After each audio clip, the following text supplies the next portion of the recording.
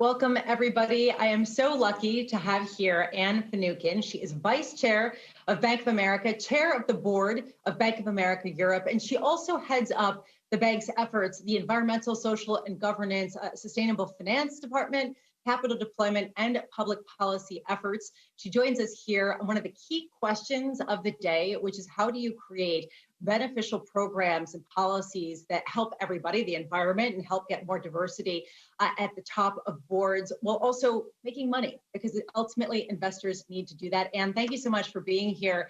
I want to start there, this idea of whether ESG efforts are more public relations at this point, or whether they're increasingly a business case. Well, thanks for having me, Lisa. It's a business case, although I think in the early days, you could make the argument that they were more public relations focused. ESG, environmental, social, and governance, actually, we have been able to, through a series of reports in our research department, be able to demonstrate that those companies that really live the qualities of ESG are less volatile, have, in general, higher returns. They certainly have lower attrition. They could have higher customer satisfaction. So from maybe just a broad risk management point of view, ESG is a pretty good bellwether for the kind of company that you're running. And then more specifically, particularly in the environmental space, this is where real products and services can be produced and accrue to the value of a company and a country in a way that I don't think we probably anticipated in the early days. When you think about the ESG efforts that you focus on, are they primarily identifying public companies that do have investors, and figuring out what they're doing right and what they're doing wrong? Or is it helping to funnel money toward less loved areas, perhaps, of the economy and capital markets, where perhaps there are efforts that are doing good things for the environment or in creating a more diverse society? Well, it's a little of both. So from a client perspective, I can't think of a company that doesn't want to be seen as effective in the ESG space. I'll just give you some reasons why. Your top investors, institutional investors, as ours do, ask you about your ESG portfolio, meaning, what are you doing on the environment? Are you carbon neutral? If you're not, how are you going to get there? On the S, what are your social contracts with your employees? How well do you treat them? How well do you pay them? What are your maternity, paternity leave? What are you doing in the area of mental health, and so on? On the G side, what are your governance practices? How do you run this company? And so if every one of your top investors are asking those questions, and they are, so I meet with our top 50 investors along with a team of people from the company. And I would tell you 5 years ago, you might have somebody ask you about ESG, but it was last minute and half the room would leave to get a cup of coffee. Today, you have 3 or 4 people across the table, and they're all asking that question. And there are metrics that they're evaluating. So they're either looking at the rating agencies, so I'm talking about MSCI, Sustainalytics, Dow Jones, et cetera, or they're looking at the standard setters, TCFD, SASB, and others. And then there's yet a third category of people that are kind of just evaluating how you're doing in specific areas, carbon disclosure, what kind of reporting are you doing overall? And all of that is entered into that conversation. And all of that is one of the indicators of what kind of company you are. So no matter who you are, you're being evaluated, including us and other financial services companies. Then for us working with our clients, if they're seeking to get to carbon neutrality, and many companies are, and eventually I think most will be seeking net zero, which we can get into in a minute. But to get to carbon neutrality takes quite a lot of work. You have to reduce your water usage. You need to retrofit with energy efficiency all your buildings. You seek to build new buildings with LEED certification. You then buy your energy from renewable companies. And even when you've done all of that, you probably have something left that doesn't get you to carbon neutrality. And that means you have to purchase offsets. That is essentially a carbon marketplace. You're purchasing from a nonprofit, a forestry development, something in the space that is accretive to the environment. The problem with that is there are not enough offsets in the world if we were all to try to get to carbon neutrality, and therefore you're going to have a marketplace soon enough in the world of offsets where companies, investors are going to invest in offsets because they are a coming commodity that people will need to buy to create carbon neutrality. So there's this circular economy happening, and it's quite real. It's happening as we're speaking. It isn't just kind of an idea. It's funny, as you talk about this, I think about Tesla, for example, which has made a lot of its money this year based on exactly this market that you're talking about. I do wonder how much, some people will say this is whitewashing the metrics. You create metrics and then you can be really creative with them and make a picture that looks nice, but maybe doesn't actually have the impact that you're going for. How do you measure impact? Do these metrics accurately get you there? Yeah, well, first of all, it's hard to whitewash when you have TCFD and SASB evaluating everything you're doing. That's quite difficult to whitewash or greenwash. The other thing is, did you reduce your carbon footprint? Did you or didn't you? You can't whitewash that. You either did or you didn't. You prove it. You sort of, you provide your data to the greenhouse gas protocol and they evaluate. You don't assign yourself carbon neutrality, it's assigned to you. So for everything that you do, there's always a third party that evaluates and either gives you that stamp of approval or rejects it. So it would be rather difficult to greenwash, whitewash, whatever you want to call it, because there's a third party evaluating that in every case. And as I say, if to get to carbon neutrality takes a lot of steps. They're pretty transparent. They may be hard to do, but they're not impossible to understand. And you have a third party that evaluates you. But for a bank, that's a business opportunity because we have thousands of clients, tens of thousands of small businesses, hundreds of thousands of really small businesses and millions of customers. But just using the companies, middle market and up, all of them, in their seeking to get to carbon neutrality, need financing to retrofit for energy efficiency. They may need financing to make the flip to renewable energy. The energy companies who are heretofore very focused on fossil fuels as they try to buy renewables, they may need financing to get there. So for us, we see lots of business opportunity. And they are, I think, kind of prosaic in the saying that they don't sound so exciting, but they're quite real. Yeah, and also I wonder how much you're involved in trying to broker some of the carbon neutrality issues. You're talking about the markets sort of around and the ecosystems around trying to reach carbon neutrality. Is that something also that you're looking at as far as a financial instrument and a financial service in a way to some of these companies? Yeah. So we are looking at that. We're kind of an early adopter or an early adapter as well. The adaptation came in our own carbon neutrality. We are carbon neutral. The adoption came years ago when we started to underwrite green bonds. And actually, we're a pretty big issuer of green bonds too.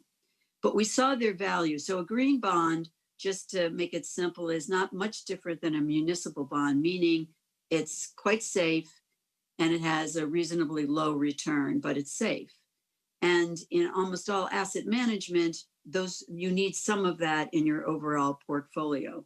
The value of green bond is you have to audit the activity to demonstrate it had some green value. So for instance, helping the city of Los Angeles move from traditional lighting to LED lighting, they needed to, a bond needed to be issued to make that happen. They needed financing to make that happen. But in creating the LED lighting, they also reduced their electricity bill considerably. So now they had better quality electricity, less greenhouse gas emissions, and lower cost.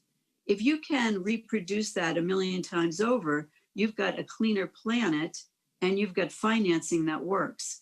That's what we're talking about. So yeah, we're trying to help people in that way while also doing it ourselves. We also see that there's a fair amount of stuff, if you will, that's sort of just happening. So if there were roughly $50 trillion in investable assets in the institutional investor community, about a third of those right now would fit within the ESG framework, and they would not have fit within that 3 years ago. So people are making decisions to put less money behind pure coal play or pure fossil fuels. And remember that fossil fuels largely energizes the world, let alone the country. So you can't eliminate them, but you can work with companies to try to reduce it. Anyway, there is about a third of the investable assets today through institutional professional money management is done in the ESG space. And that's huge leaps in just a few years. Where do you expect it to be perhaps in 5 years? I don't know about 5 years, but I think in 10 years, they could all have some aspect of ESG. If we all were to, well, let me put it a different way. I'm not going to talk about mid to very complex multinational companies.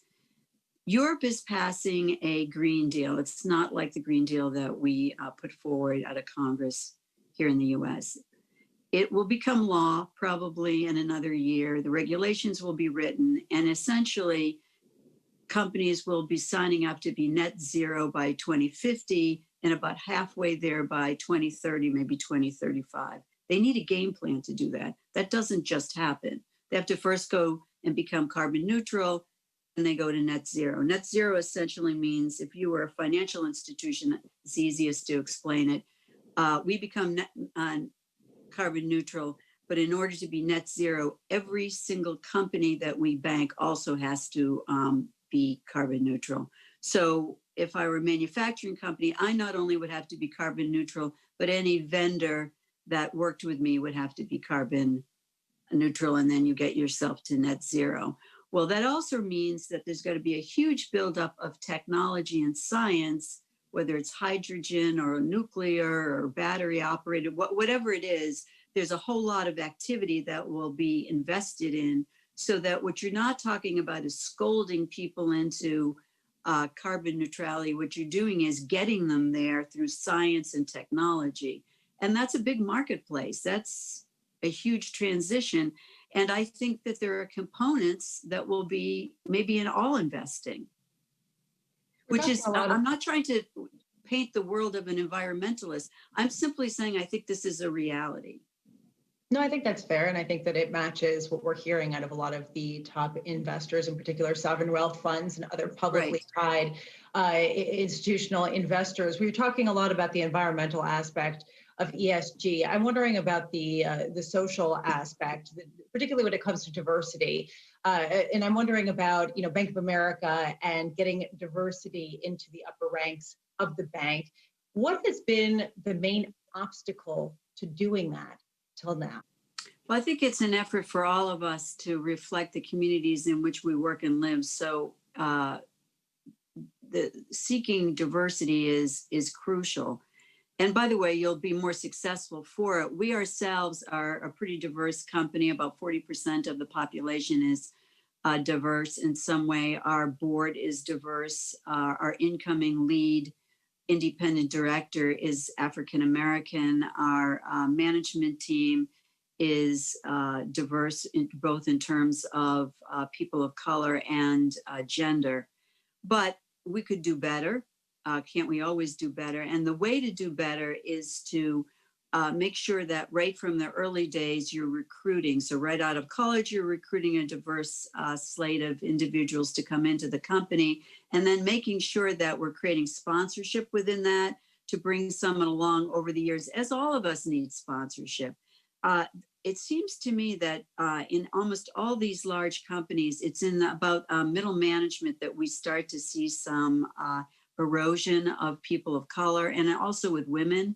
So we've been making a real effort to try to create sort of a linked sponsorship and to double our efforts here. As a matter of fact, for any position in our company that comes open, we make sure to have a diverse slate of candidates so that you're really looking at a group of people that you think, could this be filled by somebody that looked a little different than the person that once filled it before? But it's a journey. We have to stay at it. I will tell you that every senior manager in the company is evaluated by our CEO for one's efforts and success in this area. The pandemic complicate the ESG cause? Yeah, a little. It does? How? Well, it just, it's very difficult when we're all trying to do something with higher unemployment rates. It's hard to start a small business or support a small business when it's virtual or the doors are shut. So sure, it slows things down. I think we're trying to do a lot of workarounds. It doesn't hurt on what we're doing with the universities. That's worked out pretty well. And actually we're up and running with that. It hasn't hurt in terms of putting money behind affordable housing, the early stages. It hasn't hurt in terms of putting money into the healthcare system because that's needed. But I would say for small businesses, sure, it's holding everybody back, because if you're running a restaurant or a construction company or any number of companies that if you could just get bigger, you would, do better and it would be better for your community. It's a little hard to do if we're all, not available to walk in the streets and to walk into the store or sit down at the restaurant. So yeah, it's hurting. Well, and it raises a question, and it sort of goes to the heart of this debate that Milton Friedman kind of is at the heart of, this stakeholder versus shareholder capitalism. And he came out with shareholder capitalism. Ultimately, companies have to do right by their shareholders. People said, well, you have to broaden that out. And as stakeholder capitalism means you are accountable to a broader group of people. And there is a question with some of these efforts of whether a company can really do some of these things if they don't pay off in the near term, if they can really engage in these efforts and whether they're profitable for them and they're doing right by shareholders, or if some of these programs ought to be more governmental run. I mean, how do you sort of make the argument that some of these efforts need to be profitable in order to be self-sustaining, and that they're in the benefit of both the shareholders as well as the companies, as well as the communities? Well, I don't think you have to be so binary. I appreciate what he said, and he's a brilliant economist. I'm neither of those things, but I would tell you that shareholder capitalism has expanded to be stakeholders. Why? Well, if you have a employee base that feels they are well paid and respected, you have lower attrition. That's huge for any big company. If you have a customer base that feels that you are listening to them, that you weren't just thinking of the bottom line, you were thinking that perhaps you would take a longer view, that it's certainly more productive and lucrative, if you will, to keep the customers you have and build that relationship. But you don't just do that on a transactional basis. So it takes some investment, and often an investment in their community. You can't have a diverse workplace if you haven't made some effort to reach out and make that diverse community comfortable with your company. And that may take some effort. And certainly you can't have a thriving business if the world around you is collapsing in so much as there's food scarcity or a drought, water scarcity, and these things are environmental issues, large populations of people with asthma. So It'd be very convenient if all we had to worry about is the numbers, but there are human beings involved in this. And I think you have to expand the aperture to actually be successful. And I will tell you, just using our company as an example, in 2009, we were in the throes of the financial recession, and you know that banks were held in low regard. 10 years later, we're a company that has got a diverse board, a diverse management team, very heavily invested in ESG, very heavily invested in a sort of a social contract with our employees. Our employee attrition has never been lower. Our customer satisfaction has never been higher. And I would not use this year as a good example of how one is doing, just given some of the displacement. But in general, this company has done very well, both for our shareholders and for our employees and for the communities in which we work and live. So I'd consider that a success. And it was important for us to think that holistically to make that happen. I know that you're also chair of the board of Bank of America Europe, and I'm wondering, in general, Europe makes a lot more noise around ESG efforts than the United States in many ways. Do you think that as a whole, the companies as well as the investors in Europe are leaps and bounds ahead of the ones in the United States in terms of adopting ESG parameters? Not really. I mean, I know that that's the common sort of line, but I don't actually think that. I think we're capitalists in the US, and so we're very comfortable with that. That is not necessarily the go-to position in Europe. There are capitalists, there are socialists, but they're democracies, and the mindset's just a little bit different. I will tell you this, I do think Europe is ahead of the rest of us in terms of making the environment into true legislation and thus regulation, so that there's no wiggle room for getting to net zero. You got to get there by 2050. Now, I'm not sure everyone knows quite how to do it, but you know where to start, and you're starting, and they are going to reward the companies that do it, and they're going to punish those that don't. And if you're a multinational, so I'm talking about a multinational in the US, if you're Ford or Bank of America or GM or Amazon or Apple or you name it, you're not going to just do it in Europe. You're going to apply that same set of remedies to the rest of your company. It would just be it